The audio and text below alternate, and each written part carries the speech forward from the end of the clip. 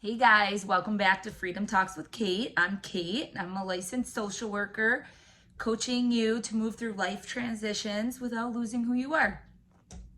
And today I just wanted to take some time to talk about how to reduce overthinking and anxiety.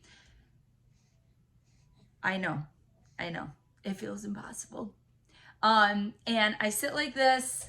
This is how I sit in a lot of my sessions. I just like to keep things really casual, laid back, and I want people to just feel like they're talking to their friend, right? Like just very laid back, casual, and not intense, right? Because you don't want counseling, coaching to feel intense. You want to feel safe and secure.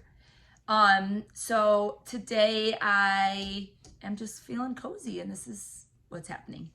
So, how to reduce overthinking and anxiety.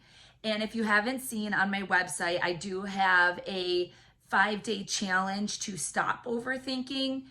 I hashtagged it stop overthinking, but really I know that none of us ever really stop it, but we can reduce it and make it better so it doesn't feel as overwhelming and heavy and like it's torturing us, because that's what it feels like.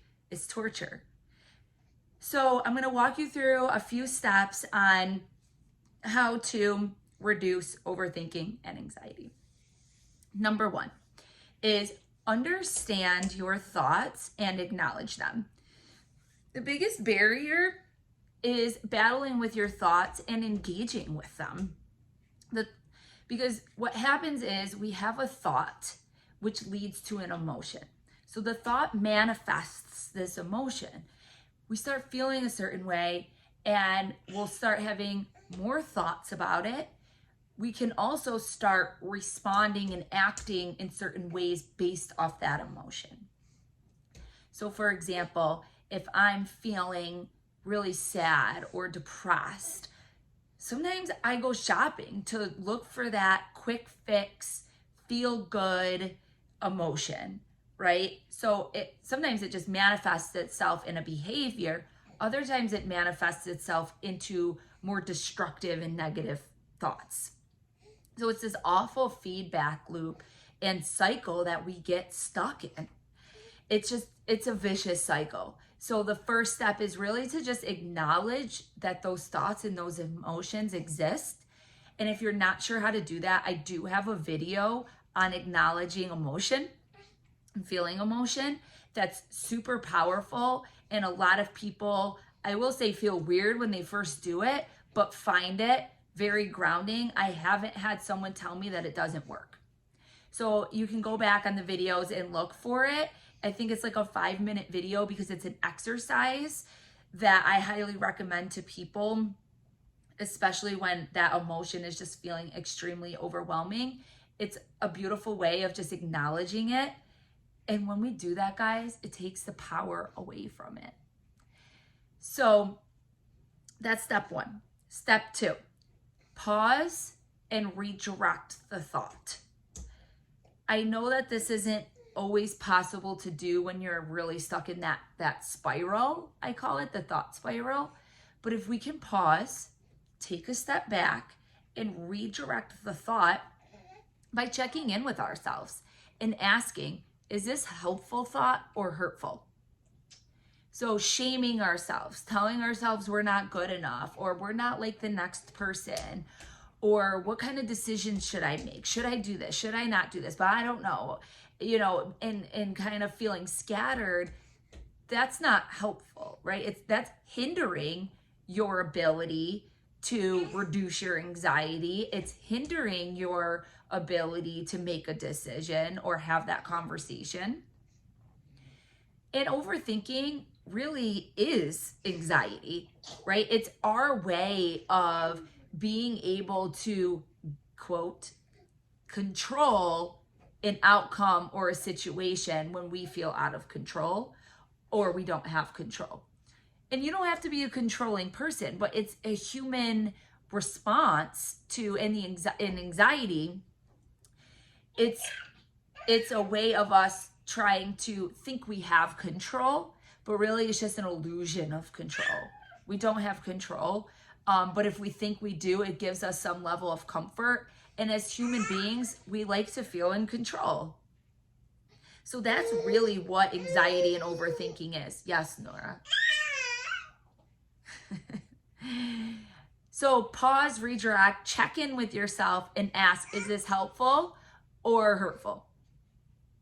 The third step is very important, very important. Pay attention to who you're talking to. Our environments really do influence how we navigate situations. So if we're talking to people that are pouring fuel on the fire or starting fires that don't need to be started, then you need to get out of that, because that is not helpful and that is contributing to the anxiety. I see this so often that people will talk to someone looking for support, but that person really just dumped fuel on the fire and made it an explosion.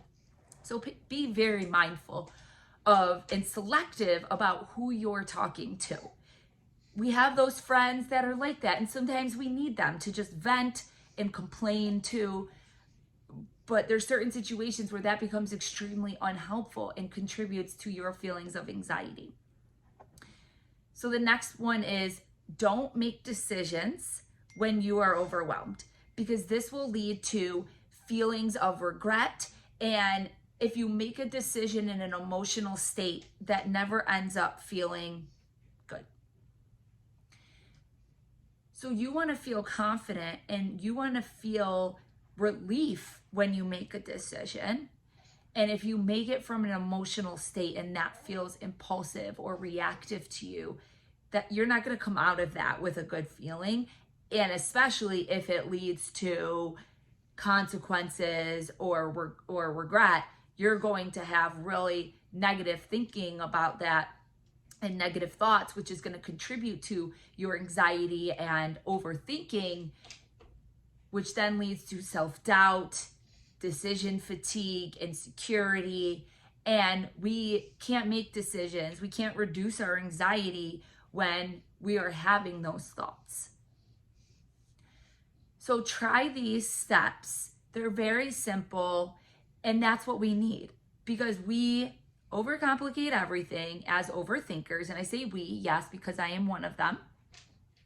We will overcomplicate everything, right? So keeping it simple and slowing it down really is the antidote to anxiety and overthinking. Are there other things we can do? Yes. But if we try to do it all, guys, then we will continue to overthink and feel anxious about being perfect and trying to be a perfectionist to reduce overthinking and anxiety, which is not what we're going for here. We're going for simplicity and reducing it, not stopping it. So give it a try. Let me know how it goes. I love hearing from you guys.